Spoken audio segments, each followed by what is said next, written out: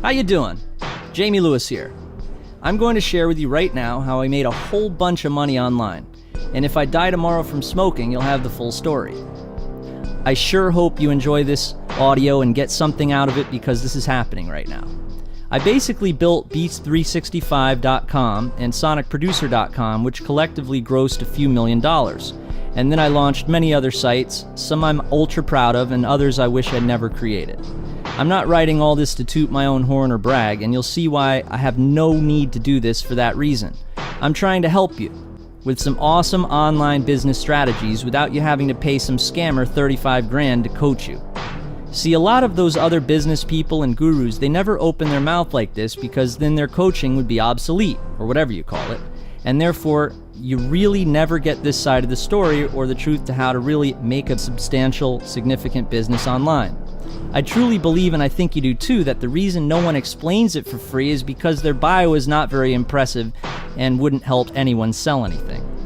But on the other hand, no one else is going to do it for you. So posting an auto blog on a Facebook page and then sitting there waiting, it'll not ever do anything for you. Self-responsibility is the most important thing. This is a story of someone who's mega proud of a lot of hard work, and I hope it inspires other people to create something really cool on the internet. I know a lot of people have been asking me to share my story in this way for years, which I haven't really made public to the extent that you will see on this page for the first time.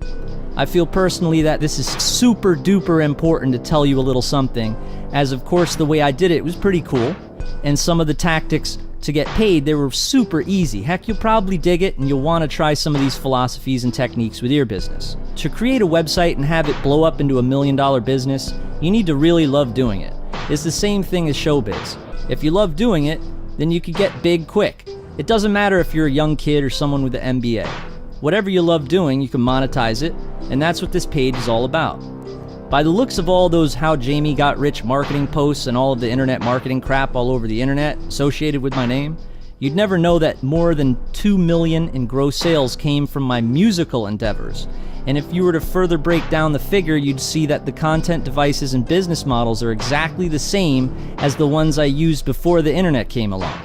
As you probably already know, business is about the 3 Ps. Product, placement, and price. Without the internet, how does an artist distribute? How do you produce payments? Ever heard the term starving artist? Well, that term shouldn't exist anymore. See, I always had products and services. I created and taught music all my life, but could not make much money doing it because I had no distribution, no affiliates, no payment processing or storefront. So when I got my first internet connection, I was able to finally solve those challenges. And soon after, I began to make an amazing amount of money selling my music that I produced, video instruction of myself producing music, teaching drum lessons, guitar lessons, photography, domain names, and information, with the only difference being it was all digitized and selling on autopilot using the internet as a medium. Now look, here's how it's done. When someone asks me how to get rich online, I tell them to produce themselves. Different people do different things, so do what you're familiar with, whether you're an affiliate marketer and sell products online for commission, or you write your own book and it sells on Kindle. It helps to spend time in niches that you're an expert in and never try to fake it.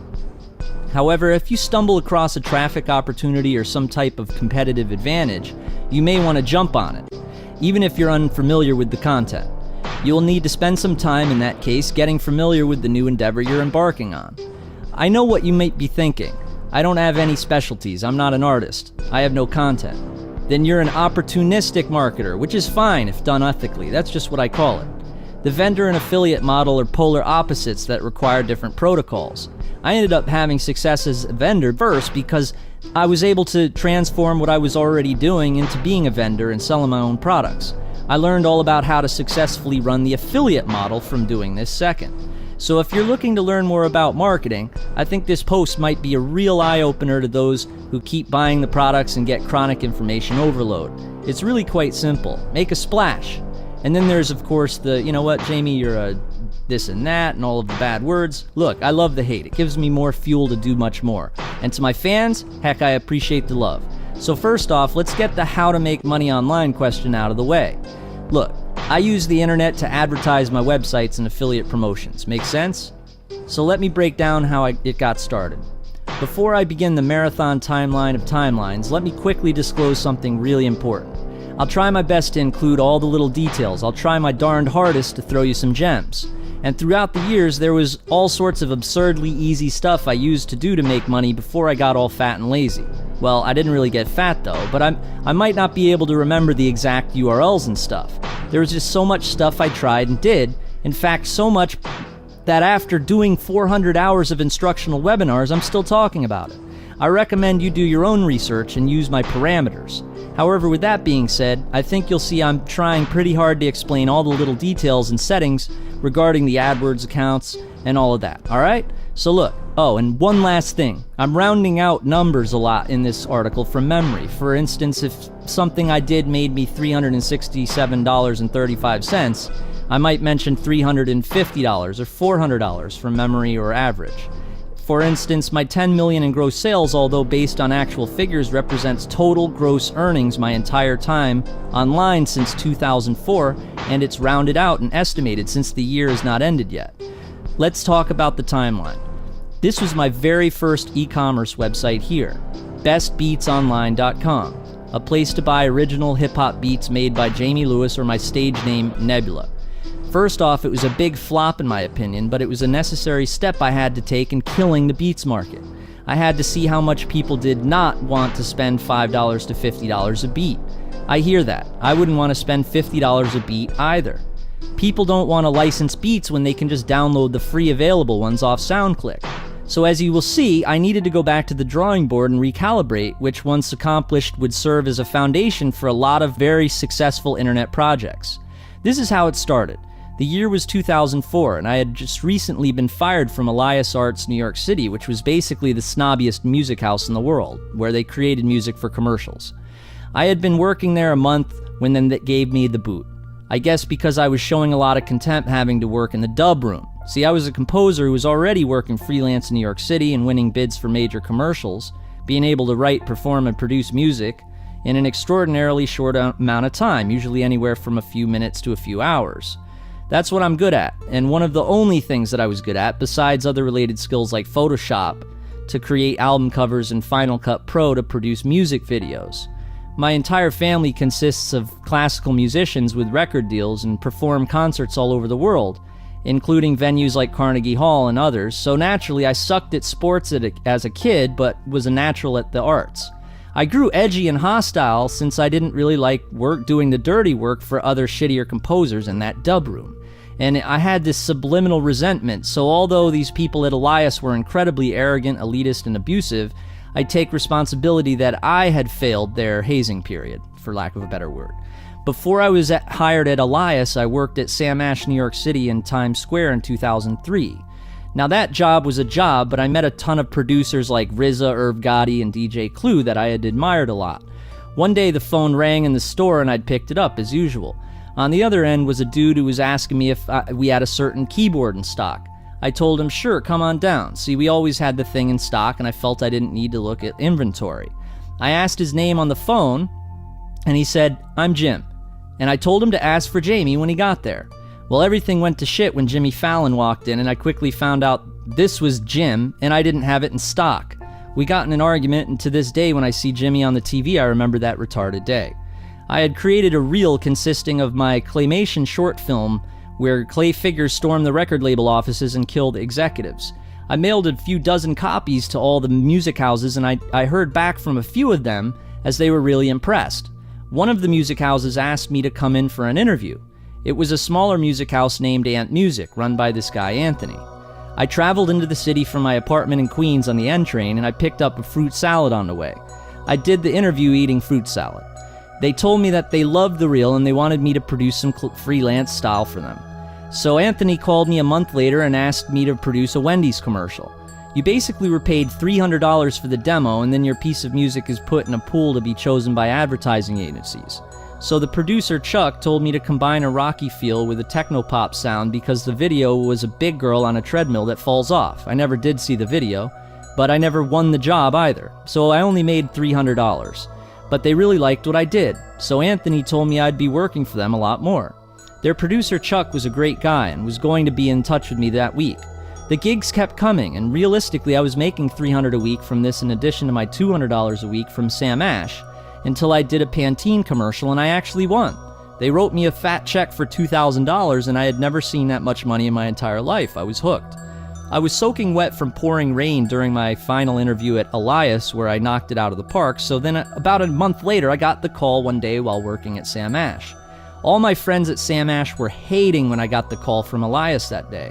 It was right before Christmas time, since I guess they wanted to start the year off with a new dub room guy, and they offered me $35,000 a year. When Elias hired me, I think it made Anthony a little jealous or something, but I told him we would stay in touch. I began working at Elias, and the atmosphere was very strange and manipulative. I'd be given contradicting tasks all the time as a prank, and it pissed me off that the other composers sucked really bad. Heck, Ant Music loved me, so why was I in a dub room? But I fell for the elitism, and I respected their brand for some reason, even though their music sounded like bad porno music. So towards the end of my month at Elias, a big job for a MasterCard priceless spot came in, and I left early the night before the ad agency was going to be listening to our finished work without finishing the dub, right? I left early. The next morning I came in and they needed the dub. I told them it wasn't done yet. They had a flippin' cow and brought me into one of the studios, the creative director holding a piece of paper in his hand. This piece of paper simply stated they were terminating me, and they basically wanted me to sign on the dotted line. This was the world I had been living in. I was so hardworking, and I was obsessed, disciplined, and companies like Ant Music, who actually gave me a chance to be myself, knew this. Immediately after being fired, I literally walked across the street to Ant Music and busted in on them, telling them how upset I was. They laughed when I told them I messed up the MasterCard spot and told me that Elias was pissed because one of Ant Music's composers landed the spot. They had submitted their reel faster and they were awarded the job because I messed up. Well, this was at least how Elias made it sound. I could have probably gotten in huge trouble if they knew I worked for Ant Music at the same time. But I knew that Ant Music wasn't the only outlet that would allow me to be myself and do what I'm good at. The way these companies worked wasn't the best man for the job. It was like wait in line, risk getting fired if you don't get along with someone at the company. And even after years of working for them, you're writing music and never getting credit for it. I was devastated when they fired me because I'd been waiting in line for over a year for the job, and if I couldn't work my dream job, what was I to do? So look, I built the BBO website after asking my friend Donald Heller for help learning HTML and everything. I had driven up to Connecticut where he lives, studied with him for 2 hours, and took notes. I got home and I tried building a website and created my first page that night. I was ready to take over the world. Something that amazed me was that every page on the site is basically like the one page you designed, right? But just duplicated, i.e. your template. And then your links they all linked all together. And you know what? See, I told you I was street, easy to learn from, right? I told my father that I wanted to incorporate and have him as my vice president of my new company. I incorporated online and then we decided to hire a lawyer to look everything over. So my father went online looking for an attorney in the New York area, and the first result that came up was Chris Hoyt, New York City. Chris's office was on the top of the Empire State Building, so we drove into Manhattan together in my father's car and we met with him. We knew we were going to be selling tons of music online, as I had around 500 pieces of music produced in the past 3 years. Chris did a company name change for us, and we ate in the restaurant below to celebrate, as my dad called it. And little did I know Chris would become a good friend of mine and the attorney that I always go to first before my other 3 attorneys. You want to know something really funny? All of my attorneys' first names start with the letter C for some reason. Chris, Claude, Clark, and Carl, I swear. So there we were, trying to start an entertainment business again. My dad is a very left-leaning socialist, but he's pretty much a genius. He is a professor at a university just like my mother too, and I wouldn't call him an entrepreneur, rather a leader of groups. Around a year later, me and my father got into a big fight over something, and we decided for me to continue with the company myself only. So anyhow, after learning how to create a website, I created the template, the graphics, and hired someone off Scriptlance to do the little preview buttons that allowed people to sample my music. I then went searching for a payment processor, and that's when I found MediaPal. They put themselves out as a solution to process payments and track downloads, which I had been wondering how to do for a long time. To tell you the truth, once the site was up, I can't remember if I advertised at all. I thought the traffic will just find your site, and to be honest, I hadn't read Google Cash yet, which was basically my lesson in advertising, which would later spark a huge fire and what I refer to as the Great Beat Monopoly of 2005. First off, I sold one $300 beat exclusively, a couple $50 non-exclusives, and I thought that was cool, but obviously not a lot to live on. Around the same time, since I was unemployed, I did a search for work-at-home opportunities, and of course I joined a bunch of bullshit programs like the paid surveys online. I wasted a few days signing up at 200 survey opportunities, which the survey program's instructions had told me to do, and I began to vigilantly check my inbox. Tons of spammy-looking survey opportunities flooded my inbox, and I would begin filling them out. Every time I did something, I was illegible or something, so I gave up at surveys. The next program I bought was Google Cash, written by a dude named Chris Carpenter, and this one was interesting. It talked all about using AdWords to promote ClickBank and Commission Junction offers. I'll tell you, I didn't even know what an ebook was before reading the Google Cash ebook. Aside from learning all about affiliate marketing and Google AdWords advertising from this ebook, I learned to make your own ebook was simple. You write a book with Microsoft Word and print it as a PDF file. But really, all I needed to know and all I had to read was how you could get paid commissions for selling other people's stuff, and I was hooked. ClickBank. The processor that I'd found a few days earlier that seemed so simple for what I wanted to do would end up making me millions. I then also signed up for E-Trade to trade stocks, a Forex.com account to trade currency, and an eBay account as well. I was basically taking stuff into my own hands. I didn't know what was going to work, and in hindsight, none of it worked. I was the one who worked. And now when I look back, I made a ton of money actually using eBay, and some money with E-Trade too, but that fell apart quick, if you know what I mean, especially after 2008. But seriously, I stopped buying products and ebooks in 2005 after wasting a week on the surveys, only to get spammed out the butt. Even though in the beginning I did suffer from the ebook will make you the money syndrome, but I stopped thinking that other people could do things for me. At least I knew this, but I didn't want to believe it. I was pretty stubborn with that and continued to learn the lesson over and over and over again, that I am the only one that can really make things happen.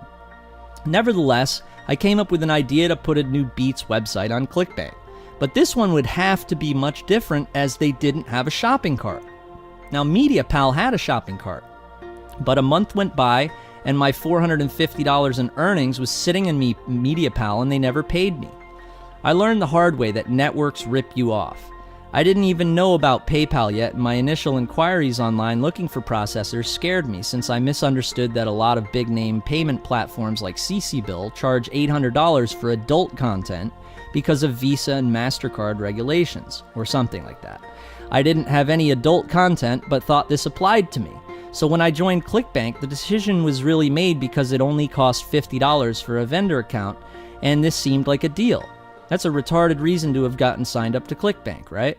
So since ClickBank didn't have a shopping cart and I didn't know how to code, it was almost like I was in some way forced to sell all of my beats as a package that would later make me $1 million. Now I built the new website in a couple of days and I priced it at $15 for 300 or so beats. My front page or index contained around 30 previews of my best beats. If you liked what you heard, there was information at the bottom of the page regarding how much I was selling the package for and the process of purchasing. Basically the call to action.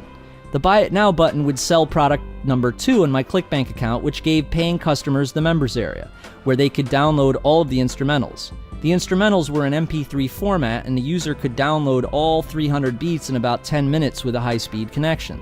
It was around October 2004, and now I had read about Google AdWords for advertising. I'd tried it promoting ClickBank offers. I'd gotten my first sale, broken even on advertising fees, nothing glamorous, but that was not the only endeavor on my mind. I wanted to crack the vendor code, so Beats 365 was born. Now with the few hits of Google AdWords, I started to get sales very easily. Of course, everyone wanted a whole bunch of beats for $15. I now had an autopilot business online. Remember, prior to creating the package, even with traffic, I think I only sold 2 or 3 single beats. So if someone bought my package, I'd get around $12.50 after ClickBank fees. So with my PPC campaign selling 3 packages for every 100 visitors at 5 cents a click, it cost $5 to make $12 times 3. I could get 200 clicks a day, so I was very excited. This was a one-page site that was making me $60 a day out of nowhere. The niche was very uncompetitive. Sure, there were networks like SoundClick where there were people selling beats, but most of the actual sites that sold beats did not use AdWords and did not know about affiliate programs or my new model, so the result was that no one was bidding on my terms. My terms were rap beats, rap instrumentals, hip-hop beats, and hip-hop instrumentals. It felt like it was too good to be true. There were competitors that had all their ducks in a row and were run by famous producers, but I guess they hadn't read ebooks on marketing, or sometimes, as they were entirely confident only in their production abilities, which doesn't really get you far in a competitive environment. One day I looked into the account and I saw a few transactions for product 2, but the amount I made was $5.71, and I was pissed. I looked a little closer and I saw that these sales were made by ClickBank affiliates and that they'd found my site on the marketplace and chose to promote my product. Every day now there were 4 or 5 $5.71 sales, and I felt like I was being ripped off. My account was set to 50% commissions, and so I dropped the commission to 20%. The $5.71 sales ceased after a couple of days. After a week or so, my weekly earnings had a dip since I killed my affiliates. I wasn't making as much. I looked a little closer at the marketplace and other offers, and in doing so, I came across my site in the marketplace. It said I had 5 Gravity. Gravity represented the number of affiliates I had. Other sites on the marketplace had 350 Gravity, and I had 5. So I figured affiliates might be a good thing. I thought to myself, maybe I'll gain more affiliates. I also noticed that all the other sites on the marketplace had 50% or more, with most of the sites all the way up to 75% commission. So I put my affiliate commission at 70%, since I had nothing to lose. I was the only Beats 365 affiliate at this point. So I started getting sales from affiliates again. I learned that it's better to be generous, and the word spreads fast and the rewards outweigh the results if you have an insular philosophy. So I kept making beats that were really good until I had around 1,000 of them. I then had so many different genres, I revamped the entire site that you could preview some of the best beats I had by genre. Later on, I raised the price to $34.95 and rode with that for a few years until dropping the price to $29.95. As I will explain in the next few paragraphs, I started promoting a database offer for autos that had a teaser search for makes and models, and I adopted this idea and I implemented it with my Beats site. As soon as I did that, my $60 a day turned into $100 to $300 a day with Beats 365. Yes, that is the way that ClickBank bars looked back then. Now, I don't know if you do Beats, but this proved to be an insane model. A couple other people started doing the same and created similar type offers on ClickBank for their music. The funny thing was that they all pretended like they didn't outright jack my templates, formatting, and even the language I used. I didn't mind as long as they were good to work with on the marketplace and didn't talk shit about my stuff. Although yes, of course, I've seen a lot of dirty-ass wannabes go anonymous and try that stuff. Man, the things I could tell you. Alright, here's one. One cat on SoundClick thought it would be pretty funny to do a whole diss theme with one of my tracks. He took one of my beats and rapped over it, dissing Beats 365, and put it on his SoundClick. He had like 100,000 plays or something total on his SoundClick, which was pretty decent. So here he is, takes one of my tracks and then raps lyrics over it like, "Don't go to Beats 365, buy my stuff, Beats 365 is BS." Which would have been fair game, except, you know what, he was using my copyrighted beats and making things worse, being a bad competitor. So I emailed SoundClick and I told them, yo, you got this dude doing this and that. They kicked him off right away. So immediately, after they banned his account, I registered to SoundClick, and when you do, SoundClick asks you what username you want. So I chose this guy's username. Now, this kid had been promoting the heck out of his SoundClick address. I can't remember the exact URL, but let's say it was Big Beats. So now I owned the Big Beats SoundClick account, and he didn't. So I posted a picture of a big, hairy you-know-what and gay pride theme, along with some really, really bad beats on the poor kid's SoundClick page. All these kids and friends of his were LOLing and leaving comments like, WTF? Well, let's say the guy wasn't very happy when he got home from school. In fact, he was crying to me, messaging me over and over again via AIM. Yep, he knew it was the same dude who pleaded with him the day before not to use his stuff that way. Although he was a certified walking you-know-what, I felt very bad, so I gave it back to the kid. I've always been like that. I stick it in, but I pull out when you squirm. I don't like to see people in pain. The kid told me he wouldn't ever mess with me again. I was also using SoundClick to market test my beats. It was a great tool. I would upload a beat, and if it hit the top 50, I'd use that one as a preview. A couple even reached the top 10 on SoundClick, and those beats I used on the front page on autoplay. In doing this, my conversion rates soared, and I saw more and more sales come in from the same affiliate. Affiliates were emailing me constantly asking me to add their conversion tracking to my thank you page. The reason they asked me to do this was so that they get a measurement in their accounts that explains which keywords were working for them and which ones weren't and needed to be paused or deleted. After a couple months, my thank you page code had 30 or so conversion tracking codes in the source code. I started promoting Beats 365 from my SoundClick, and one of my beats, Club Bang a 364, hit number 8 on the SoundClick charts. I'd woken up to my aim going every 5 seconds with someone telling me my beats are dope, etc. This dude named Gravity, he's a rapper who rocked the charts at SoundClick over and over again. He was messaging me on my AIM, and I was happy to be speaking with him since he rocks. I told him, you know what? Look what I'm doing with Beats 365. And I asked him if he wanted to be an affiliate. And right away, he was down. I signed him up to ClickBank, and I put a banner up on his SoundClick.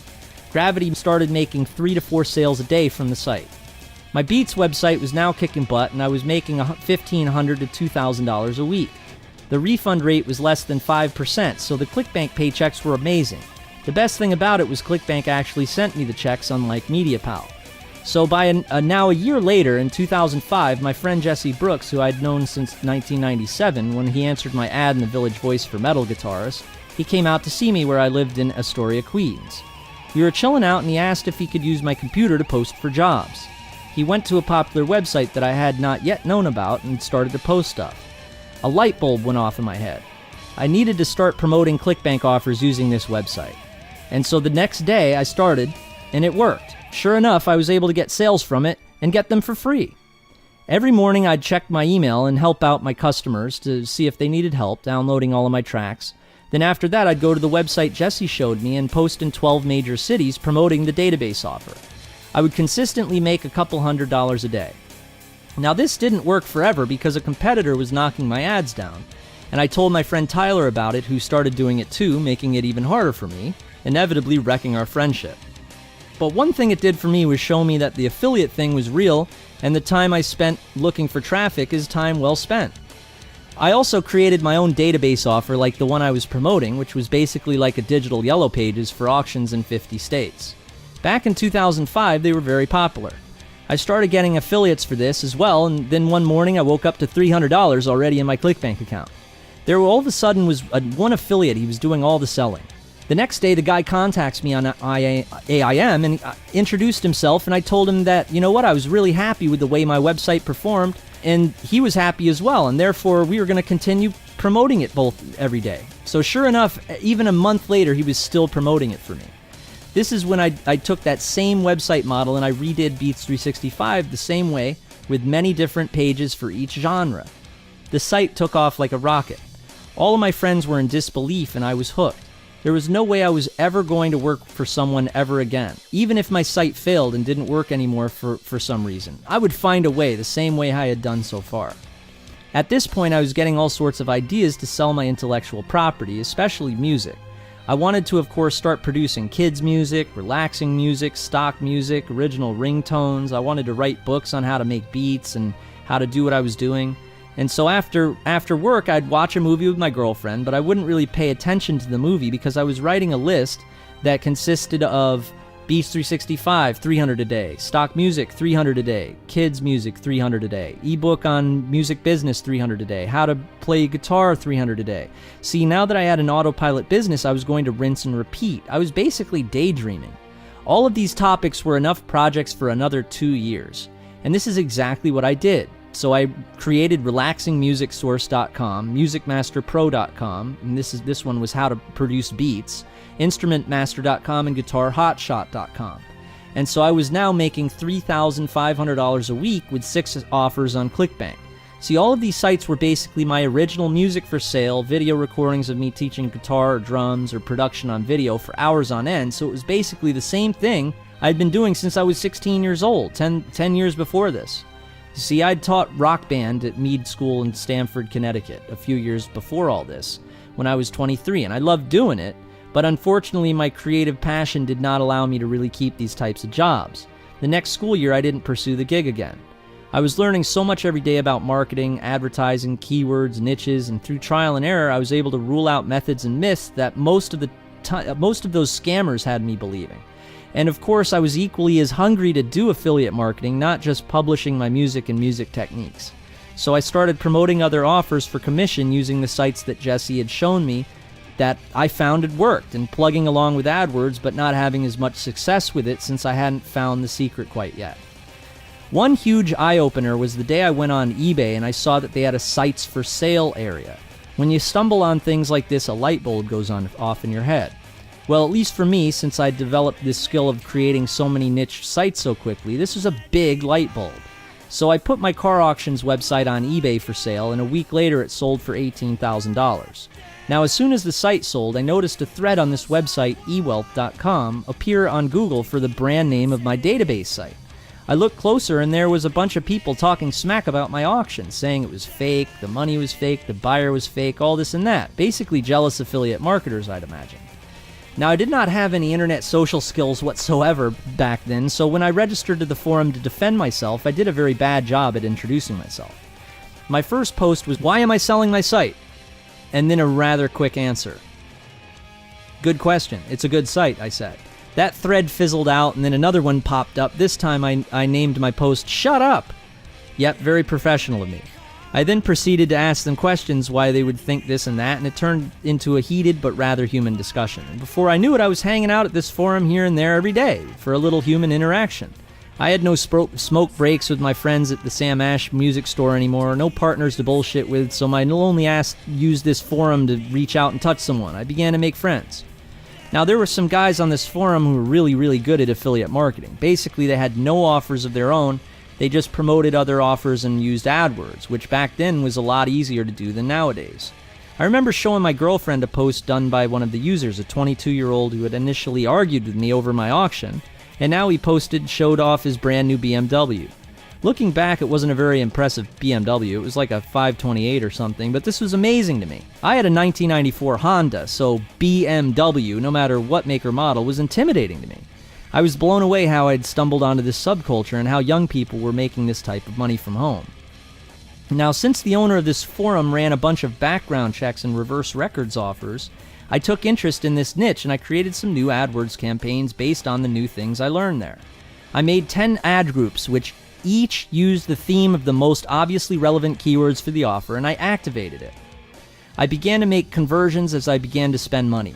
That first night it did great, and looking back I'd consider that a payday. One of the things I learned was that the first couple of days of running a campaign will be your best. Prior to this epiphany of mine, I'd leave the campaign on and it would go, it'd go into the red. And I'd keep running the campaign until I was ready to throw my computer out the window, inevitably losing a lot of money, right? The thing I didn't understand was that when you launch your AdWords campaign, it's the same as any other launch. It will die. The get-rich-quick ebooks would have you believing that the campaigns are supposed to run forever. No, if you're lucky, 2 or 3 days, unless you change the ad copy or the offer. I didn't do any of this. So because I'd fallen victim to this misinformation or lack of information from all the free stuff I seen put out by the big-name gurus, I didn't get into it a lot, and I really should have, since the first night was always profitable. I should have continued to build new campaigns promoting new offers. Duh. I remember during my first building of the first AdWords campaign, my girlfriend was watching the whole season of Lost behind me. I was facing the street in the living room, and the TV was on the wall. We'd just gotten a plasma TV for the first time, and I was the one who bought it for once. I had that beach from the show in my mind during the making of the campaign, and when I remembered right now to tell you this, I see that beach in my head again. Weird? Maybe I felt like I was stranded on a beach for real. I did, however, really want to watch that show, but I was getting annoyed that the monster was becoming ever more less scary. So again, $300, $300, $300. Daydreams took over. Within 2 months, my AdWords account had 40 campaigns, and I finally learned how to successfully promote affiliate offers without going into the red and losing my money, but learning slowly the fact that I have to turn it off after the first night. Either that or be a nerd like Perry Marshall and keep track of every little bit of performance, which I tried doing and it frustrated the hell out of me. I signed up to become an affiliate of Musician's Friend and created an AdWords campaign to promote musical instruments. So the campaign had 18 or so ad groups, which with around 10 keywords promoting everything from Ibanez guitars to Roland V drums. The only crappy thing about using this offer to make money with in the affiliate program was that the results did not update in real time. So around 12 midnight the first day, after waiting 12 hours, I logged into the account after driving around $70 worth of traffic. The stats came in for the entire day, and it showed I sold 2 drum sets, guitars, keyboards, mics, yielding around $350 in commissions. Basically, the campaign was a total success, and I made almost $300 profit. I attribute this success from the fact that I knew a heck of a lot about the niche I went into, rather than look at the marketing from an opportunity standpoint. Therefore, when I wrote my ads and chose keywords, I knew a lot about my potential customers and what they were looking for. See, I was doing the same exact thing when I was working at Sam Ash in the city. You remember that? I was selling the same musical instruments I sold there in the store, but now online from home. The irony was I was paid a much better percentage of the sales, 8%, than I was actually physically working in the store, which I believe was 5%. If I sold a $3,000 keyboard, I made almost $300. So this campaign was golden. Again, the first night was the most profitable, but I was at least learning to turn it off after the first night, which was great. I turned it on a couple more times for around a year or so, and at the same time continued to create campaigns as those little numbers added up. My mom had renovated a ruin in Italy, so me and my girlfriend flew out there to see how she was doing and enjoy the Italian countryside. I remember being in touch with my friend and affiliate Gravity, remember him? While in Italy, but the whole time I was there for 2 weeks, I made money normally. I posted my ads, I managed my PPC, I checked in on my friend Gravity and my other affiliates from time to time, and even used a couple internet cafes to see how things were going when I was away from home. It was amazing. So listen, check it out. I got into other niches. Something I hadn't explained yet is that back in 2001, my ex-girlfriend ran off with a good friend of mine. It destroyed my world, and I had to put myself back together again. I also learned a ton about relationships, and since I had a baby with this girl, I had to work it out with her afterwards. She did move out to Utah with my son, which devastated me once again since I couldn't see him, but I'd fly out to see him once a quarter. I'd been writing a ton on the whole thing, with a folder on my hard drive full of diaries, journals, stuff like that. I noticed that there was a category on ClickBank as well as bookstores all over the internet that sold a ton of ebooks in this niche. It was basically the Get Your Ex Back niche. So you guessed it, I wrote an ebook about my breakup and I released it on ClickBank.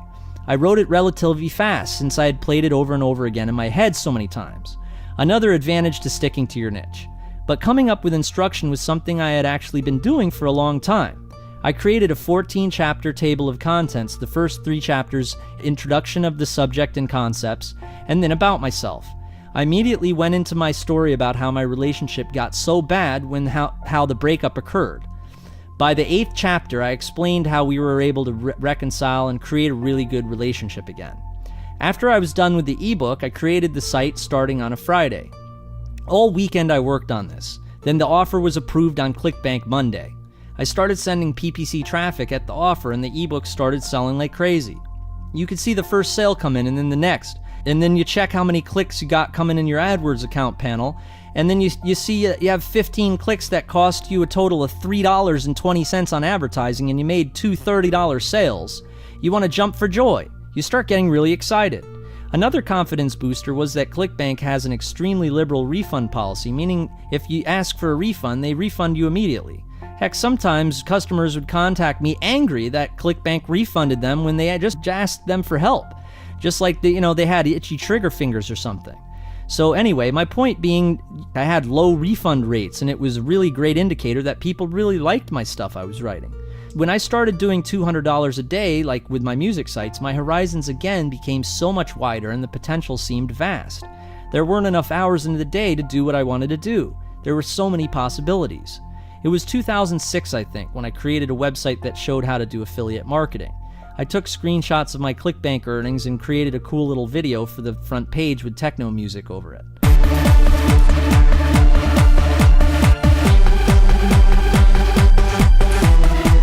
I created an AdWords campaign for this one, and right away I hit a really big roadblock as the keywords I wanted to use were $2 a click territory, since the niche was so competitive. But this didn't stop the affiliates from beginning to promote the site, as I had created an affiliate portal, Big Billions, which showcased all my other sites for affiliates to promote them. My affiliate marketing site wasn't making as much as you'd think, around $200 to $300 a day, but again, great refund rates as I knew what I was talking about, having done real affiliate marketing for 2 years.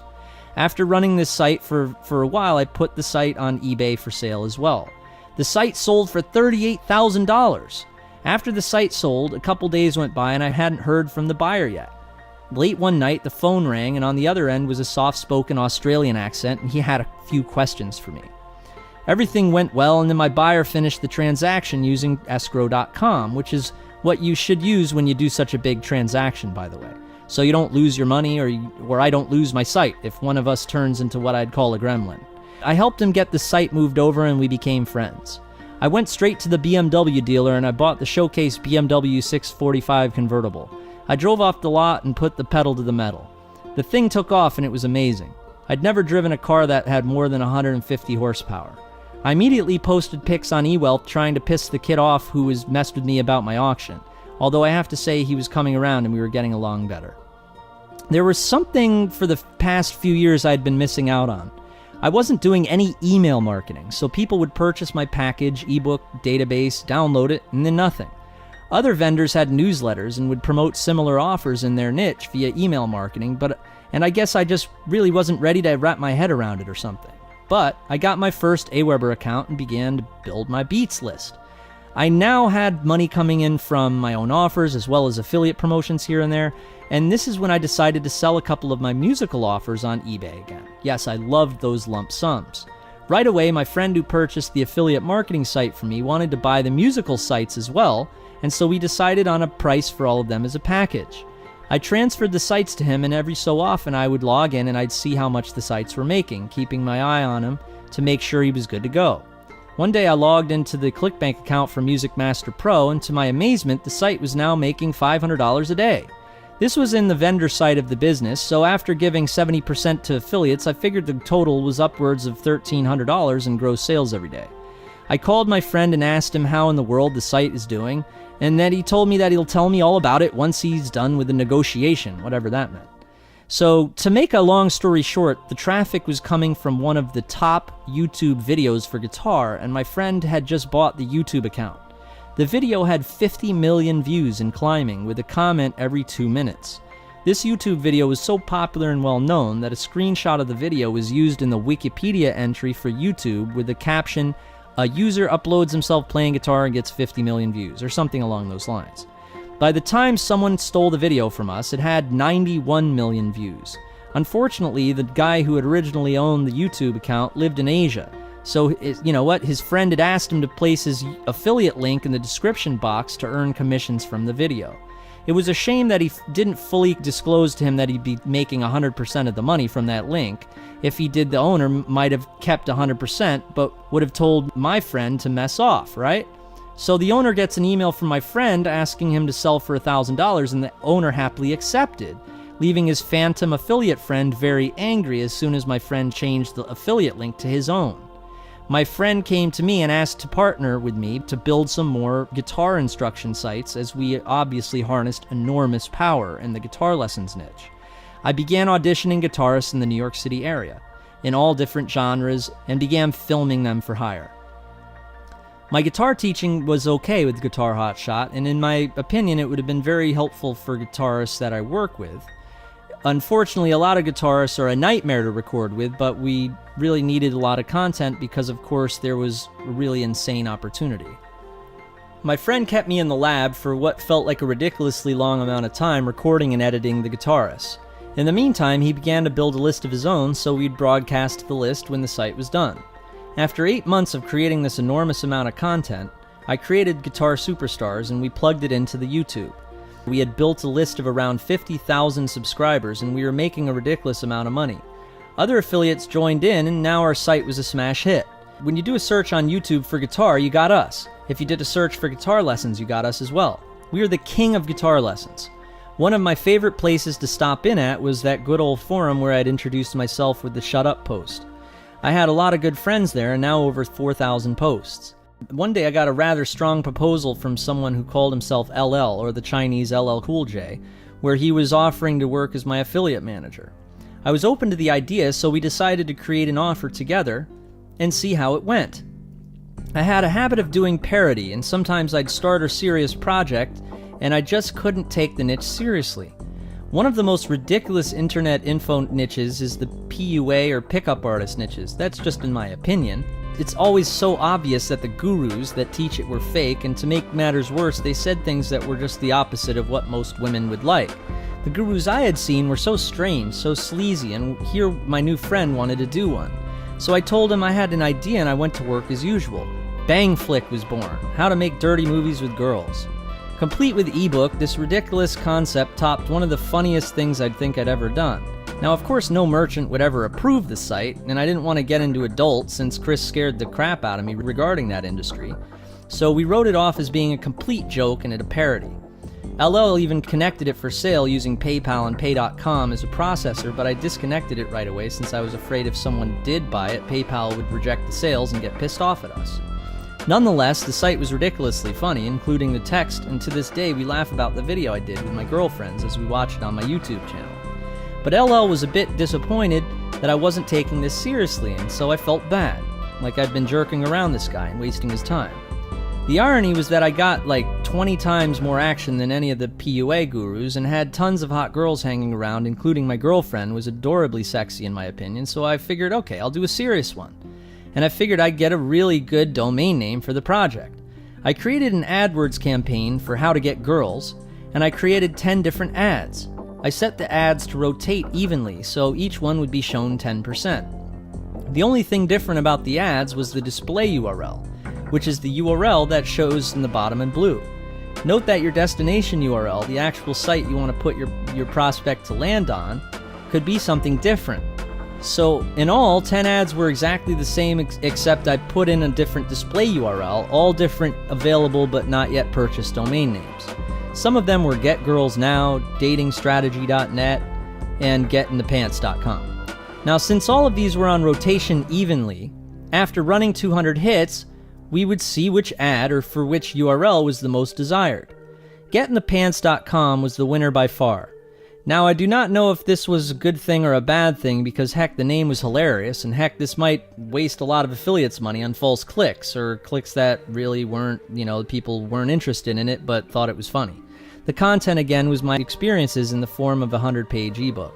The problem was when we were finished with it, we sent it to ClickBank and they rejected it, telling us we wouldn't be able to run it on their network. I thought, crap, we might really have a problem with it altogether. We put the site on PayPal and advertised it in the personal sections of classified ad sites.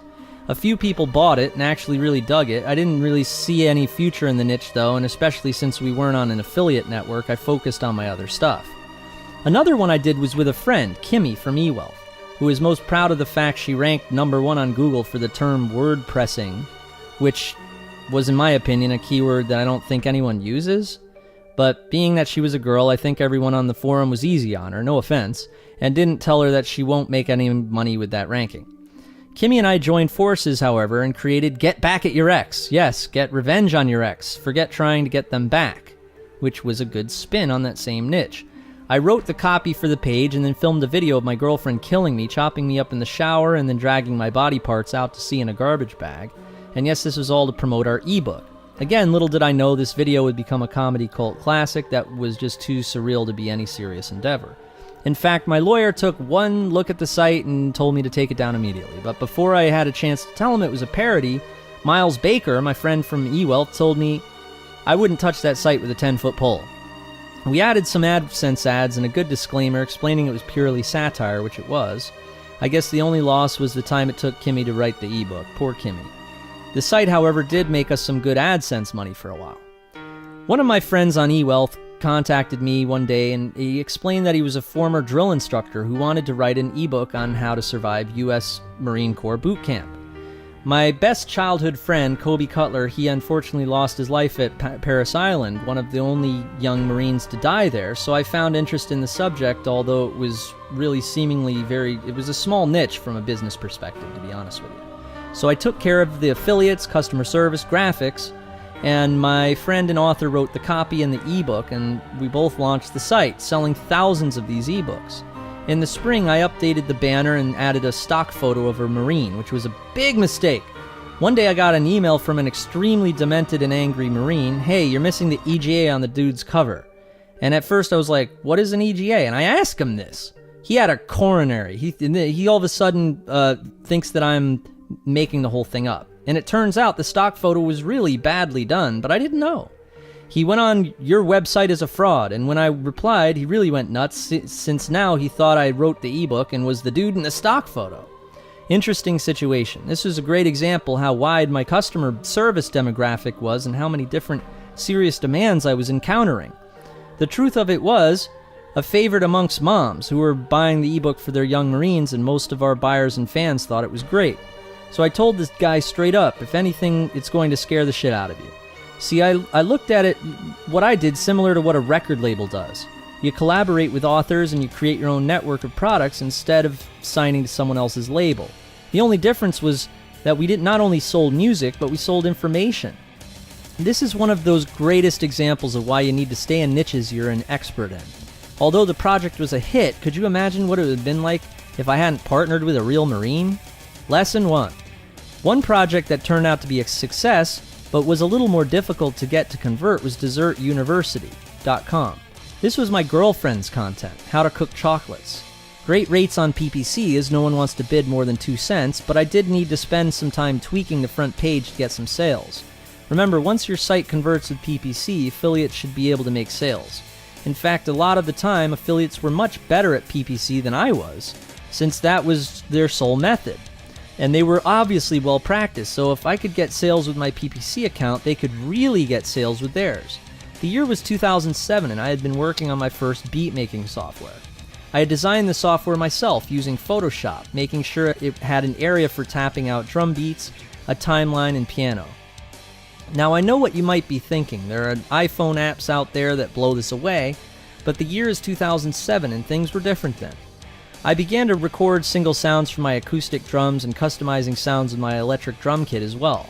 I had my girlfriend play violin in steps, and we overlaid them for orchestral strings. I created custom 808 drops using sine waves from my analog keyboards, and basically like a mad musician scientist for a weekend.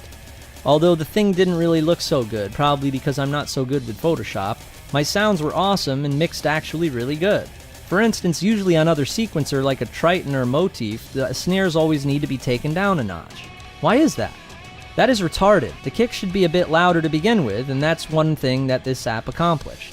With this little Jamie beatbox, you would tap out or sequence a 16-track instrumental and export an MP3. It was ready to go, and you know what? In the end, it sounded just as good, and I was able to make a beat with it twice as fast. Besides, this thing was desktop appliance, so it worked out. After I was done with all the sounds, I hired a programmer to bring it to life. I began to look online for software developers online, and a Russian guy answered, explained that his company was ultra qualified to build my software. They were located in New York City as well, so he wanted to come and meet with me. We met at my favorite restaurant on the corner, Bistro 33, and he sold me. So we began communicating via email, and off he went. A month or so later, he wanted to show me a preview of the infrastructure, and it was really whack as hell. I had already paid him for the work, which looking back was not such a good idea because I was starting to feel ripped off. He explained to me that he was not going to be able to do much more and shouldn't have taken the job. That's when I flipped out and told him to refund my money. I think in the end he agreed to send me a PayPal refund or something like that and started looking for a new programmer. This time I had to be ultra careful in the audition and initial direction. Using Scriptlance, which was an outsourcing site, I was able to explain exactly what I needed, and sure enough, a qualified programmer bid on the job. I soon found out that the programming side of things would take this guy over 12 months to put it together. Sure, creating 2,000 sounds was hard work too, but it didn't take me 12 months, more like 12 weeks or somewhere in that ballpark. Before the year ended, my programmer finished my coding. Right away, I started tutorials like that were making people really flip out and loved it. And the funny thing was, I didn't know how to make screen capture recordings. Looking back, I was a slow learner and an implementer. Aside from that, Sonic Producer was born and it took off. Affiliates couldn't get enough of it. To tell you the truth, the affiliate forum I visited was so often a great launch pad. I really have to mention it. That was typically my process: build product, record tutorials and promotional demos of the product, recruit affiliates to push product. Throw the little Google AdWords testing in there somewhere and you're good to go. It would have been the same if I was doing apps on the App Store today. It would be the same process. This business made almost 4 figures a day after 6 months launched and was showing no signs of slowing down. A few people in the space completely ripped off my design and launched their own, but that didn't stop it. LL showed a big interest in smaller niches, and since his Chinese grandfather was a healer, or whatever the new age people call it, I helped LL launch the one and only, the ridiculous LoseManBoobs.com. I swear to God. He made this decision after seeing that there was a demand for it using the Google keyword tool, and only one competitor, this little dwarfed guy who had fixed his own personal problem with man boobs. It looked like this guy was getting all the traffic for himself, but there were no other affiliates, and his Buy It Now button went straight to PayPal, so we figured he didn't know about the power of having multiple affiliates on ClickBank.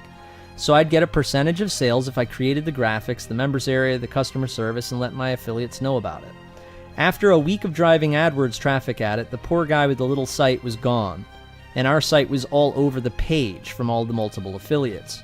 I felt bad.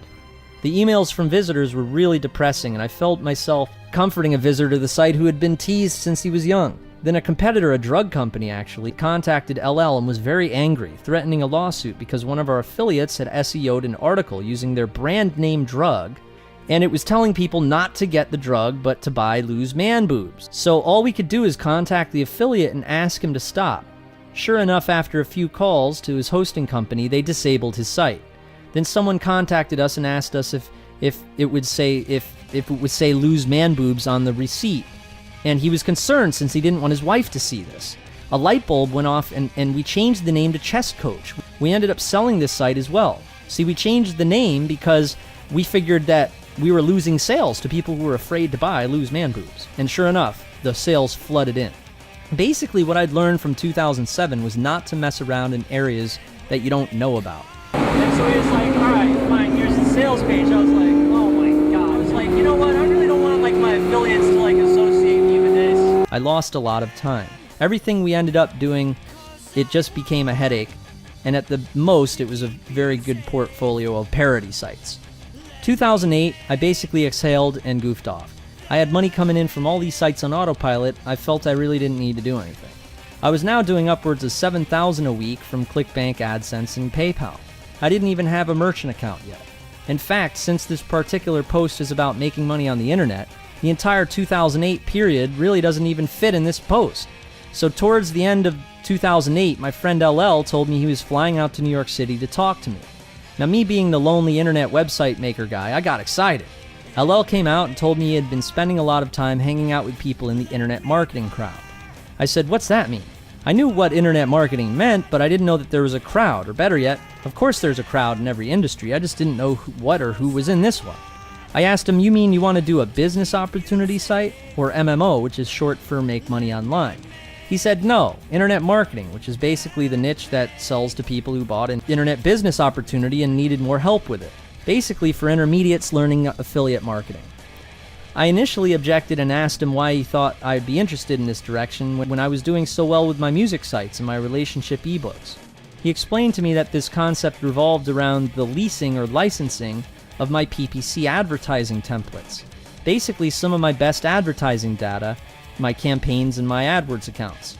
So instead of just an ebook or video instruction like other programs out there, we would do all of that and teach marketing, but also give our customers the actual campaigns, which included the keywords, the right amount of keywords per ad group, the ad copy, and the settings of each campaign. This concept was cool, I thought, because for the first 2 years when I was trying to really kick ass at PPC and learning about what a campaign was supposed to look like little by little on that marketing forum, I would have killed to have access to my campaigns back then. It wasn't really easy to create my campaigns in the first place. And what we actually looked at is if the campaigns, if they weren't good quality, we wouldn't include it in the database. But I had a few different accounts and a ton of awesome campaigns, which made for a great collection of files, so the value kicked ass. Notice there was no conversion tracking for the Musician's Friend campaign. That's the challenge with what I call corporatism. But originally I had all my Musician Friend campaigns as ad groups, but for Copy and Profit, I created new campaigns for every instrument so students would be able to better control the action and do them separately. I threw around $100 of traffic at the new campaigns, so they got sales and that was a done deal.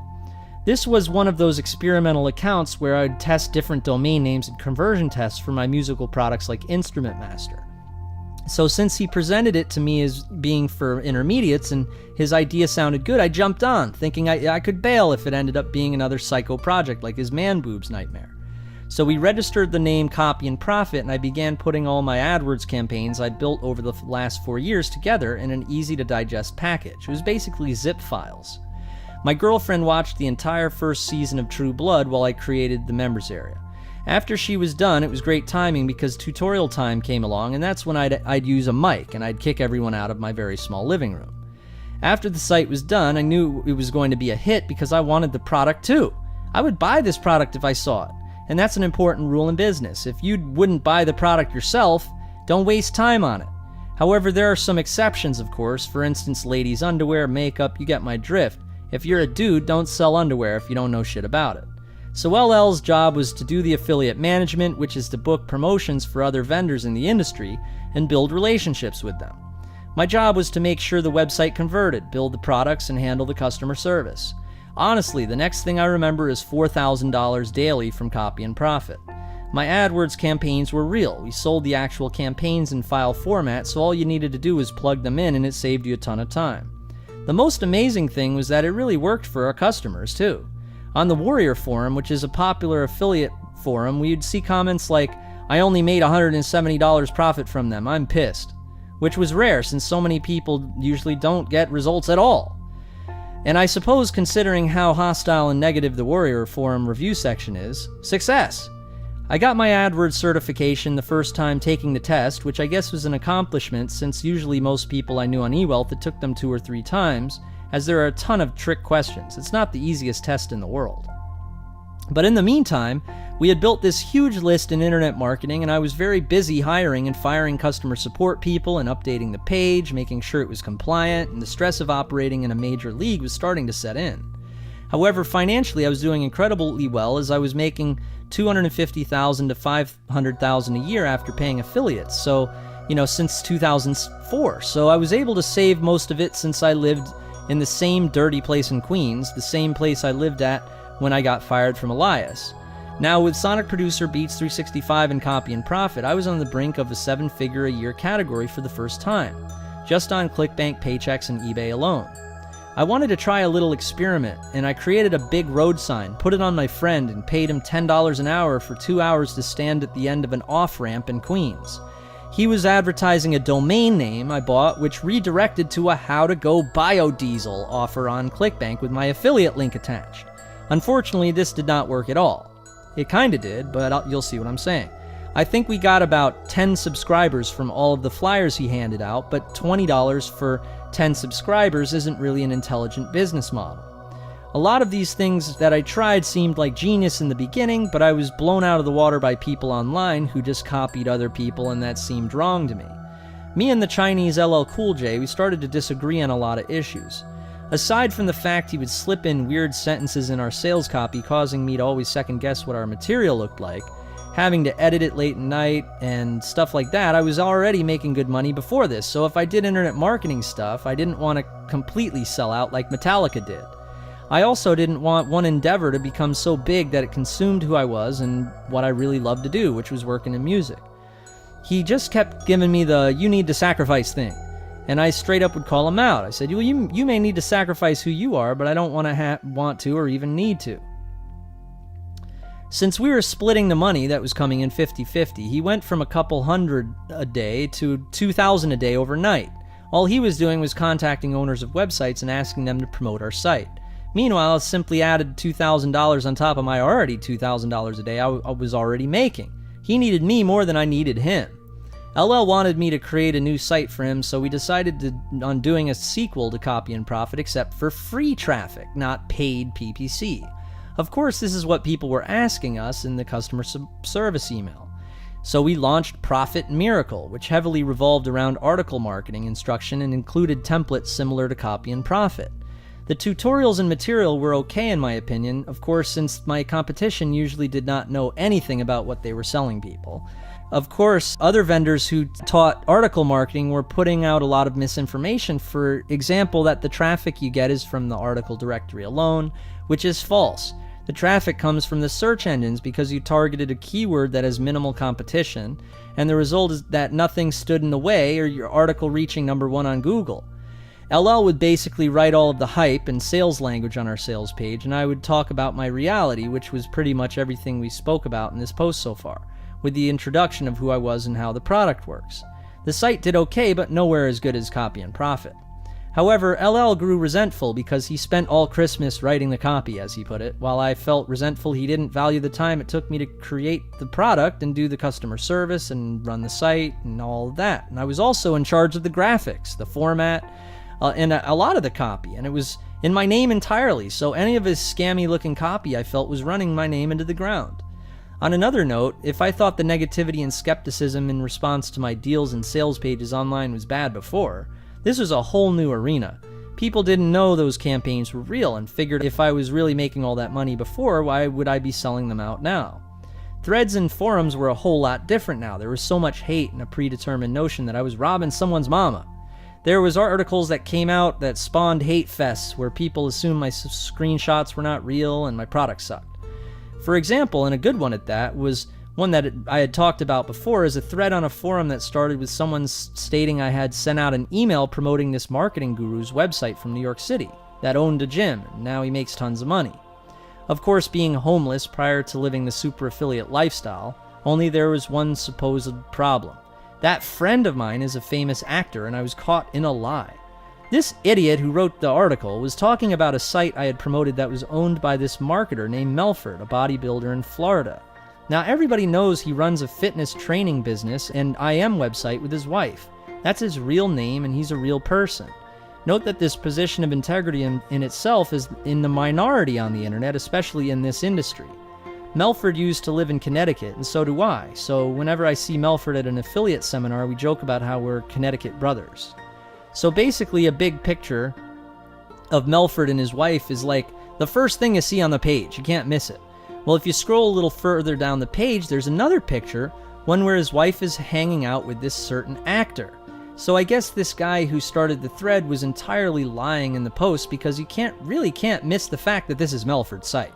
The minute I saw the article, I said to myself, why would this guy think I was talking about the actor? His picture is halfway down the page. How could you have missed Melford?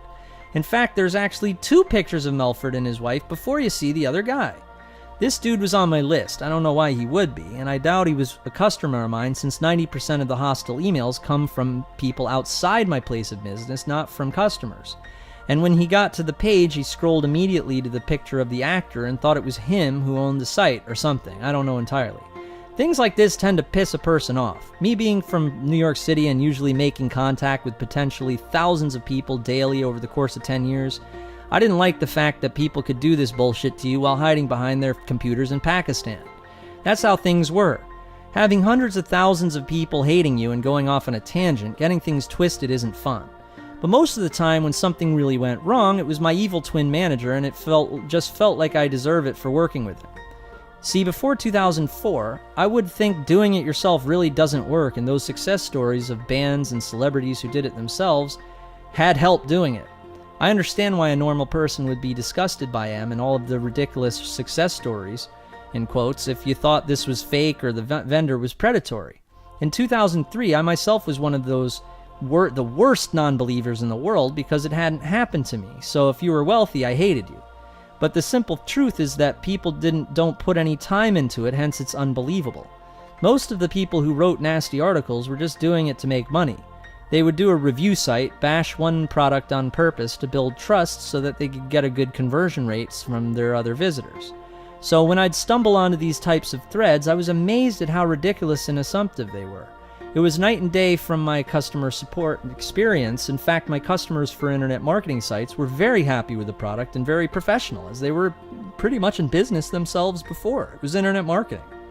Believe it or not, in the marketing niche, my customers, they were very, very friendly and much potentially less hostile than a customer for one of my rap hip-hop beat sites. I do take the responsibility for creating so many hardcore gangster rap beats. So it would make sense as the people who leave nasty comments on the front page of my site were all the people who didn't want to sign up for my newsletter or buy my digital product. Greed consumed this niche from every angle. I saw it from affiliates, other vendors, and customers. For instance, one client I showed this article to, he had this to say. After reading a few pages, Jamie, I stopped. I don't know music and I don't see how any of this story would help me. Now, this was really too bad. I pretty much explain everything having to do with marketing strategies that might have taken me years to learn in this audio right here, but would take minutes for someone reading this to implement and make 10 times more money than I did. Not to mention the one roadblock that keeps everyone from making good money with PPC and, of course, all that other stuff. So people have a hard time understanding that when you hear me say marketing, I'm referring to research and then advertising a product. People generally are very linear thinkers and do not understand how you could be good at more than one thing. You need to be. There's not just one way to do it. Why would you only want to do one thing? Richard Branson didn't just do Virgin Records.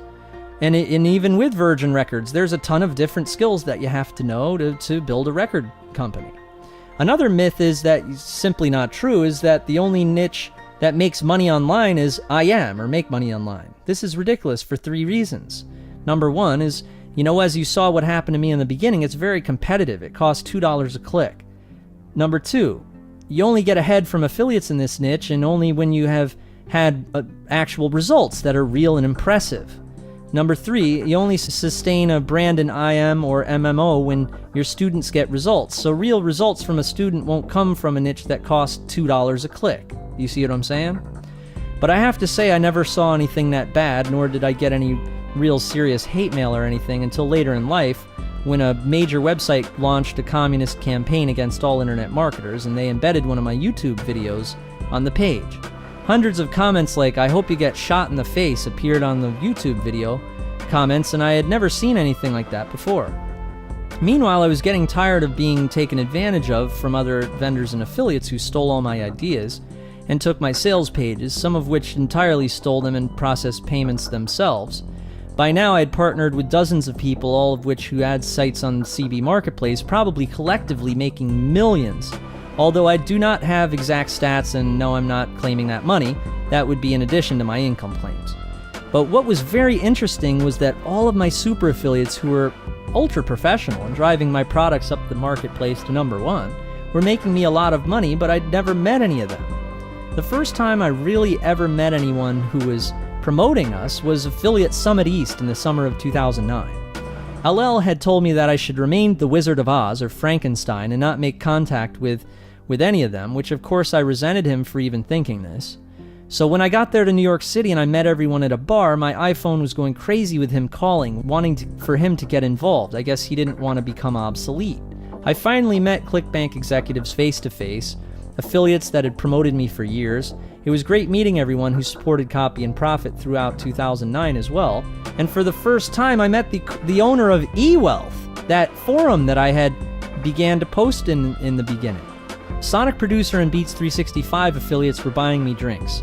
It's like I was born into the world, and all this time, these 5 years, everyone was watching that whole time, and they were really excited to finally meet me. No homo, but here I am, back in New York City where I had spent years trying to get hired by production companies and working at Elias, and then I decided to stay home and sell my music myself. Now I'm at a conference at the Hilton with people lining up to take pictures with me and stuff. One of the most amazing things that happened on this trip was that I met other very successful marketers in all different niches who introduced themselves to me and then immediately thanked me for showing them how to do it. All of the parties for the networks there, it was just so much attention, it was insane. But I guess not as insane as the story gets yet. I had hired an assistant for the first time in 4 years, a young lady named Tiffany that helped me with my products, customer service, and website development full-time. And then Greg came along. Greg was a friend of mine from the forum, and I auditioned him along with 20 other coders. Greg got the job done in under 5 minutes and was hired immediately. Greg was from Oklahoma and right away showed a determination I'd never seen before. So I had around 40 websites, and some of them I had built myself, some I'd done with a partner, author, and or specialist, and I would occasionally build sites for clients. Some had become very, very successful. I branded my site creation services, which I had been doing for a few years, now part-time, so we could go mainstream and get more clients. We launched this service in 2009 called DigiBiz Pro. The launch was an extraordinary 7-figure 1-week launch, and the product was great and continues to have satisfied clients on a large scale. The software that my assistant built was incredible. You could basically build an entire site in 2 minutes and would plug into ClickBank automatically. This was, of course, a dream and ambition I'd had for a very long time, as you can see from my story. But on the other hand, BNLL decided to sell Copy and Profit and Profit Miracle since we weren't getting along. It was the typical artist-manager relationship, and you can guess how that went. He wanted to go into BizOp and did a site about a fake janitor who got rich. The bad thing was my content from Profit Miracle and my campaigns from Copy and Profit were in the members area, so immediately people thought I was associated with it. We sold Copy and Profit for $238,000 and Profit Miracle for $50,000. The new owner of Copy and Profit was actually a very good guy, and his first ambition was to add a ton more campaigns and launch 2.0. Basically really interested in making sure that customers really love the product. Now you have to understand that speed was a factor, and I was so impatient in wanting this and wanting to get ahead, I put Sonic Producer on the market. I sold SonicProducer.com for $180,000, around the same time I bought my first house in Fairfield County, Connecticut. The only bummer of this deal is that the buyer asked me to sign a non-compete for a year and therefore couldn't do any of my other beat-making projects. I would later regret selling since the site processed another $500,000 for the buyer during the next 2 years. This was a common occurrence. My auctions database site I'd sold for $18,000 was now number 1 on Google for the main keyword. In fact, dozens of sites I had either designed for clients or partnered with people, the partnership fell apart, and they just continued running the site on their own behind my back, or they were making more money than I ever thought they would be making, therefore I'd kick myself upside the head for wasting that time. On the flip side, some partners promised the world. I'd begin working with them, sign all sorts of contracts, pay Chris to look over the contracts, and then the project would go nowhere. I learned my lesson. Self-responsibility is more important. It's okay to hire someone to do an individual job, but be careful when you're working with a flake. In fact, do it all yourself. Don't rely on other people. See, 2009 was a great year. I now was making well over $2 million a year, $40,000 a week on average, and that was just the beginning. I was making more through trial and error. Everything I did turned to gold. I was making much fewer mistakes. I'd get checks in the mail and actual direct deposits for thousands of dollars from places I'd totally forgotten about. It was almost as if anything I'd put time into and was fully completed, and in a niche I was an expert in, paid off one way or the other. By now I had a list of 15,000 subscribers for Beats, a gigantic internet marketing list, and wrote tons and tons of emails ourselves originally to our subscribers, so they were very responsive, and we were basically living off this even after we sold out. Not to mention the guitar list. So many vendors were familiar with the Jamie Lewis brand. I really earned a spot at the table and could announce the launch at the drop of a dime. I bought an Aston Martin and drove around real fast listening to Cannibal Corpse real loud. These were the days where I had a big house and 2 cars that each cost 6 figures. 2010 was really the dark ages for my music business, but it is the year I began to make serious music for myself. And in a way, I guess I was getting tired of working constantly, so I really laxed out. Greg came out to visit me in the summer, and I picked him up at LaGuardia. Right away, we went to a nearby Mexican restaurant in Corona, Queens, and had a margarita and got in a fight with some gangsters in the parking lot. We arrived back in Connecticut, and then after a couple days, we left to go down to the city once again to Affiliate Summit 2010. On the way, we stopped at a gas station down the street from my house, and while I was pumping gas, a big black dude asked me if I was the guy with the Aston Martin. He introduced himself as being a bodyguard to the stars. I took his card as me and Greg drove down to New York City for Affiliate Summit, and I didn't think too much of it. But he kept texting me. He texted me a couple times the next day and left me a message saying he wanted to meet me for something. I looked his name up on Google, and the first thing that comes up is an article of him getting arrested for guns with 50 Cent in New York City. So right away I knew this guy was the real deal, just not sure what the meeting was going to be about. I was planning this launch called Wealth in a Box, which was a case study I did with a student over a 6-month time period, manufactured in a 10 DVD set encased in a leather embroidered box.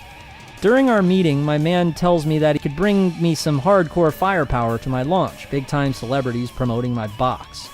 So we spend a month or two recording promotional stuff with celebrities, and then when it came time to launch, it didn't do so well since I thought that the launch was going to be driven by offline methods rather than ClickBank affiliates. It was like that scene in Die Hard 2 when the bad guys recalibrate sea level and the plane crashes into the tarmac because the pilot thought the ground was 200 feet lower than it really was. Nevertheless, my man who wishes to remain nameless, or he might have me killed, he became one of my best friends to this day. Funny story though, I take full responsibility for my wealth in a box blunder. Lesson learned, calibrate correctly, asshole, talking to myself. This product was actually insanely amazing though. To give you an idea of what was in that box, one of my one-on-one students recorded his computer screen as I taught him how to do Google AdWords, build a niche site, and sell it on eBay. And these 14 recordings occurred all throughout 2010. So 5 out of 10 of the DVDs were a 6-month case study in detail, and it was intense. 4 of the other DVDs were on my own techniques, and the last DVD was a data DVD which contained all of my campaigns, resources, and other data. It was very profitable in the end since it was not too hard to sell a great product and industry trendsetter, but not the $5 million launch I'd anticipated. Just too funny. So anyway, I ended up marrying my lazy movie-watching girlfriend in the summer of 2010 because she was just so goddamn hot and she got pregnant right afterwards. Her pregnancy was tough, but she got through it and gave birth to my second son. That summer I produced 3 hip-hop albums, mostly poking fun at modern hip-hop in parody form, but a bit serious at times. I primarily would create the instrumental music first and then write and perform lyrics with 2 other individuals, E-Dog and Rich Zilinek. These 2 guys I'd known since 1994, so I knew that they didn't love me for my money like a lot of other people. At the end of 2010, me and LL began to entirely go our separate ways. Since I was not the wizard behind the curtain any longer, I needed to get out and experience Vegas during Affiliate Summit West. This time I met all of my super affiliates I hadn't met so far. Me and my 3 friends from Connecticut stayed in a 2,000 square foot suite at the Palms Fantasy Towers. We flew in the night of the AVN Porn Awards and there were porno actresses all over the place. I was so busy speaking to my affiliates that I didn't notice 2 of my friends wander off. We couldn't find them. I'm calling E-Dog over and over again, and he texts me and tells me he's at the AVN porn party in the suite that has a bowling alley in it. I forget the name. It turns out that him and my other friend got kicked out of the party because Andy Dick was going apeshit and they thought they were with him. They ended up going back to Andy Dick's suite and getting destroyed with him until 7 in the morning. When I got back, I was still working on my breakup with LL since we were still disagreeing on who gets what, and during the process I asked him to introduce me to the affiliates I hadn't met. And so he put me in touch with a middleman type dude named Travis, and me and him hit it off. January 2011, my non-compete that I'd signed with the buyer of Sonic Producer ran out, so it was time for my new beat machine. This time it had to hit hard with a bang. I had been out of the game for a year, and during that time my competition, who entirely got the idea from me, blew up. I drew out a sketch of what I wanted this new sequencer to do and hired a professional designer this time to do the graphics. After a month of design, it was time to hire a development company to do the coding. At this time, the sequencer would create songs and had twice as many sounds. This was my new beats project, Mega Music Maker. After preparing everything for the programmer, my coder told me to give him 6 months, and in the meantime, I would do internet marketing instruction for my new associate, Travis. So around the time that my wife gave birth to our son, and my 11-year-old moved in with me around the same time from Utah, the scam state, and I made arrangements to put him in football in August. And this is Income Entourage. My new associate, Travis, had built standalone software that worked on Adobe Air, actually created web pages on the fly, and we started beta testing it. After using it as a landing page solution and build list with it, we launched it and we beat Lady Gaga in Wimbledon on the Alexa charts at number 6 most talked about term. We hit number 1 on ClickBank with a 7-figure launch in a week. Unfortunately, the networks and affiliates leave you with a small percentage of your sales in this niche. It's similar to a bad record deal. These gurus don't understand that I made $500,000 with a drum machine on CV, and that was after affiliates with a 5% refund rate. However, since the internet marketing industry was evolving to more video, and I had the advantage of actually doing the stuff for real, it was a no-brainer to be the go-to guy. I was really keen to participate, so during 2011, me and Travis released one more sequel, all handling one aspect of the game. I would do the sales video, and we beat up a fake guru as the intro, and we launched the site into the stratosphere once again. I began to explore using parody to bash all of the fake gurus who resembled my old evil twin manager. I had met a few of the big-time gurus in the industry, and it was as if their bodies were invaded by aliens or reptiles. Maybe this is why they call the Illuminati reptilians. It's so weird because other people in the space that are just plain normal are actually very responsible business people who believe in quality products. And I really don't think that in my heart all of the nights that I was in heated debate with LL, tearing my own heart out, fighting him on advertising policy and not to be a scumbag, he really had mentally disturbed me. I was in this niche now that was super competitive and had a huge advantage because I could just tell the truth in a sales video, and the things I was saying were incredible. No one seemed to understand that if they just let me do it my way, it gets good reviews. I could naturally just state my story and the thing would sell. And the brand has longevity that way. This was when I decided to create an online class via webinar and for a very affordable price. This is, in my opinion, the only solution to doing big business in this niche and do it right. I know for a fact that a lot of the other vendors in the niche that teach it justify their outrageous costs because of the earnings potential, which simply isn't right, just because it is a potential. When you're already making this type of money before teaching it and you don't need to leave your house, why would you charge so much? So I guess that's why I started selling the first class for $1. I really didn't know too much about webinars or how to do them, but again, it was like the situation with Beats 365. Everyone was selling their blank for $50. I was going to do a better deal. So I launched I Am with Jamie, which stands for Internet Marketing with Jamie. Now, after beginning to make contact with the outside world, after being hidden behind the curtain, and finding out all these people learned from me and becoming millionaires, this was a huge ego boost. So even though I was not working with LL any longer, I wanted to continue to teach what I had become so freaking good at, but do it my way. I began with beta testers off Warrior Forum, as I had done with Wealth in a Box, and this webinar stuff was going to be amazing. Of course, with my marketing list, I pressed a button and 200 people signed up to my class. I was wondering how it was going to do, knowing that I'd be teaching 200 people at the same time. That's a big-ass class. From that 200 people, 20 people showed up to the class. We looked over the members area to make sure that everything was working correctly, and sure enough, there was a big red banner at the top, register for class here, but I was still on with only 20 people. I thought, where are the other 180 customers? It turned out that a lot of people just watched my videos and didn't want to come to class, I guess. However, this would change. This is how. The class was so freaking awesome, every willing participant who attended would have some sort of success with what I was teaching. How could they not? It was a way to do one-on-one training with however many people. At first, it was $1 trial on ClickBank for 7 days, and then a monthly fee thereafter, which converted insane. But then I decided to introduce that Beats 365 philosophy and did the $39 for 12 classes. That's when it went through the roof. A few of my students began actually making a lot of money, and I'd take calls from students live in front of other students. So a couple super affiliates in the class began to teach with me, and we'd tag team, one presenter while the other would answer questions in the questions box, and we would change presenters and so on and so forth. Even though the class was ultra profitable and would be one of my only internet marketing incomes in 2012, it did feel good as if I was giving back. I began teaching 2 classes a week. At 9 p.m. I'd go onto the webinar and teach for 2 hours. My assistant Greg would record every webinar, and I would teach everything that I do for beginners, intermediates, and advanced people. During the entire autumn of 2011, my son's football team was winning like every game, and I was the volunteer filmographer.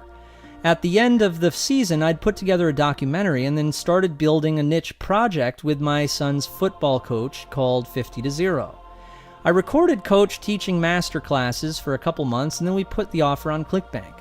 A super affiliate began selling hundreds of them a day, and it caught on just like all the other projects that were real and had true real content. And of course, the best part, my students were able to watch the whole thing, getting built and launching. I have witnesses. Meanwhile, my I Am with Jamie class took off. I'd later end up hitting number 1 on ClickBank 3 times in 2012. And then my Mega Music Maker software was finally finished. I decided that during 2012 I'd spend a lot of time doing video tutorials for Mega Music Maker promotion, recruit affiliates, and I'd teach my class. Of course, now that I had this awesome new software that I designed with help from Danny Glix and waited 12 months for the software to be completed, I had been waiting for this moment for a long time. This is the beautiful moment where you can begin playing your instrument, recording your screen with Camtasia, which will end up being part of your product, adding value by the minute. In the end, I wanted to have a complete marketplace where musicians would sell their tracks to buyers through my site as well. We needed the tracking done. We needed a sales page, sales video now, and all of these tutorials I was recording to go up and then recruit affiliates. Just like I'd done with the Sonic Producer site, I'd added a ton of awesome original sounds that I'd made by playing a variety of instruments and synthesizers and editing the pitch, layering, and adding effects. So 2012 was upon us, and I decided to spend a lot of time in other niches again, including, of course, my new beat machine. I reached out to my old friends in the beat niche, and they were very distant. I guess I'd been out of the game for a while, and so I had to start from scratch. I painted the walls green downstairs and began filming all the time. One of my goals was to get 1 million views for comedy parody videos this year, and we just smashed through that number. My typical videos that I do in comedy will get 100,000 or so views with great feedback, so I decided that, I have to produce more of these videos every week for my channel as well as my other channels. We typically either do a parody sales video guru style or take a popular hip-hop or top 40 song and redo the lyrics to it. Before I got into satire, the music I created with lyrics on it never sold because I'm a shitty singer, but now creates a very strong following since it's so funny. Classics are Demi Lovato's Give Your Heart a Break turned Give Your Ass a Rape, or Meek Mill's Tupac Black turned I Smoke Crack. Within 7 days, I Smoke Crack had 44,000 views and 100 likes. Not bad for something we created in 3 hours. One of my original challenges was kicking the videos off, because as you know, YouTube is so big and saturated now, it's much harder to get exposure even if your stuff is good. I refer to it as the viral factor, which is something I've seen over the years depending on how amazing your video is. It is possible for a video you upload to go viral just on its own without any promotion at all, but this is typically a video that scored 10 on my Doodiddy. My videos aren't quite like the one me and E-Dog filmed where he rode Jules like a bicycle. That one went viral immediately, but with a little AdWords action for a day or so, my videos usually take off. They get tons of comments and likes, and the most supportive comments get liked the most. I Smoke Crack was a family hit and tempted me to go all out. It's like when you're unsure about what you're doing, and since no one really sees your stuff, you don't want to give it the extra mile. Well, when you throw 2,000 targeted views for parodies at your video entitled Give Your Ass a Rape, you start seeing dozens of supportive comments start to flood in. That changes your perspective. It's the same thing with the internet marketing niche. The stuff converts even when visitors are being all nasty to you. You take the Ferrari out of the video and it doesn't convert anymore. So it's almost like the haters and the people who are all jealous are the ones buying it. However, in my class, I think my students start off this way but really enjoy the class and keep coming. After doing 200 of these classes, I've made some very close friends, and we all consider it a close-knit community, like a family. In the summer of 2012, one of my I Am With Jamie members, Matthew Neer, started messaging me in the questions box, reporting extraordinary success. Matthew's now an instructor during my webinars. Teresa LePaine, a mother of 2, got her Kindle book to number 7 on Amazon. Butch Jensen, another one of my students, has a collective 10 million views on YouTube from videos he purchased. See, my class is powerful because after my students sign up and watch all the videos in the members area, students usually have very specific questions for me live in the class that challenge me as an instructor. So after I work it out with my student live on the call, it makes me an even better marketer myself and teacher. No, I'm not trying to sell you a membership. I'm just telling you to, this stuff in the article right here, this will work, so make it happen, all right? About a week before I wrote this, my students witnessed some crazy stuff happening to me. I had bought a domain name based on a popular keyword phrase, getting pregnant.